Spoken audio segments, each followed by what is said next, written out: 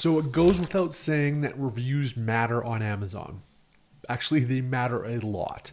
And so keeping a pulse and paying attention to your review activity is a critical activity of running and growing an Amazon brand.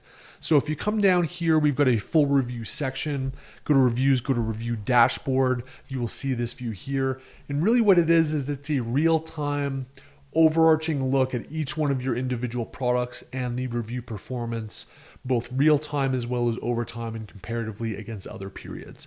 I've got privacy mode set on here on the bottom, so it's kind of blurring out the products, but you would see your actual product and the product name here. And really it's just got a overarching view of every single one of your products. It's got the rating 30 days ago, the rating currently, the rating percentage change, and then the number of reviews over 30 to 60 days or over 0 to 30 days. So you can kind of see both a 1 and a 2 month view right here on the dashboard. So we'll see here for this product as an example, it's got about 9,000 reviews, 4.5 star rating the last couple months. Awesome. The change has been null, so you obviously don't want to see this go down. So it's good to see if it goes down or up. And then it's looking at the number of reviews I've gotten over the last month and then over the last couple months.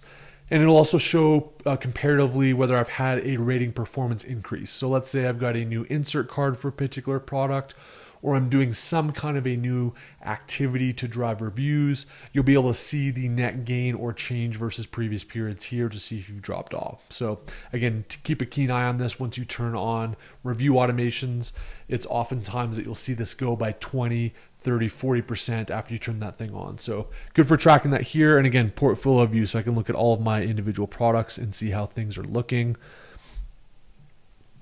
And if you've got more products, you can see that here on the next page.